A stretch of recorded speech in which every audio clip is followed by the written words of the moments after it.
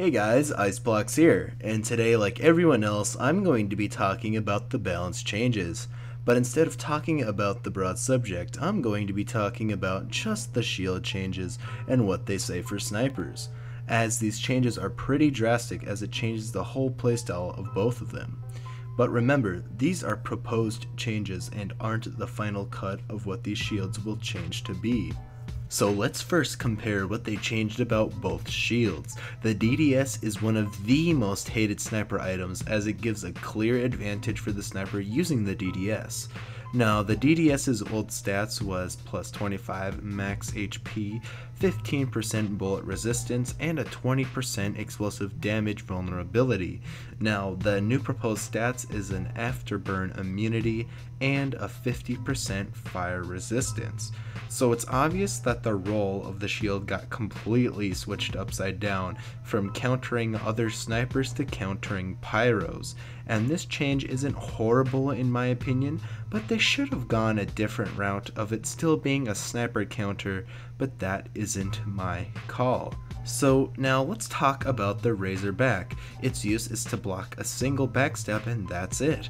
It's best used when you camp, especially in Highlander with the medics pocketing you. But with these changes that may change, as the new proposed stats is that the shield will regenerate after 30 seconds, but there will be a 100% overheal penalty. I personally think that they went too hard on the overheal penalty, and I'm not great at making stats for weapons, but maybe have a 50% overheal penalty that's hard to build up to.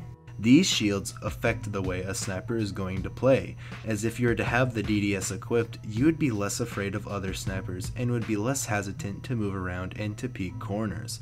And with the Razorback, it's meant for snipers that want to sit in the same place, or just for an overall back defense. With these new changes, it may affect both playstyles of these shields. DDS will make you a tank against pyros, or at least make you better at combating them, making you less hesitant to escape and more highly increase your survival rate against pyros.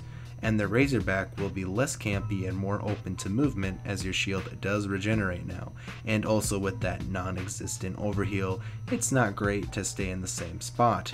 And I could cover way more situations when it comes to these two shields, but I'm going to keep it broad for the sake of your entertainment.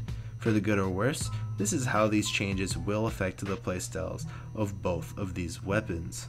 So now let's go into my thoughts of what they should have done with these shields. Now I know I already hinted at some changes I would possibly want, but let's more elaborate. As mentioned, I would have liked if the DDS would have stayed a sniper counter, as I do see it would be a better definitive class to defend against rather than pyros. The stats I proposed for the DDS is actually one I proposed in my DDS video I made a while back, where the bullet resistance of the DDS only kicks in when it's not a critical shot, meaning that the sniper will survive a full charged body shot but die to a headshot, which promotes better aim for snipers. You could argue that the DDS's purpose is to help newer snipers get into sniping, which it is, but this change also supports that because it trains your muscle memory to aim for the head and to be faster than the other sniper. If that other sniper messes up, then he does deserve to lose the fight, but if he doesn't and gets a headshot on you, that will be fair. Now the Razorback, there was never really a problem with the way the Razorback was set up, maybe in Highlander, but everywhere else it was pretty balanced. But if I had to change the stats in any way, I would like that the overheal penalty would be more light, like as mentioned 50%, that's hard to build up to. And I'm fine with it being a regenerative shield after 30 seconds, but maybe another possible way at it is to have to dealt a certain amount of damage before it regenerates, kind of like the Hitman's Heatmaker. Now with all of that covered, let's talk about what's good about these proposed changes. First off, this is a sign that the TF2 team is actually listening to the community's roar of wanting the team to share more information. This is a step in the right direction for the future of TF2, as it was looking kinda grim with the recent failed updates. Another thing about this update is that all of the changes they proposed are mostly good ones, and with all proposed changes, there are going to be some controversial ones. But the good thing is that these proposals are up for change and aren't final. Overall, these balance changes are a great sign for improvement, and I'm excited to see what there is to come from this.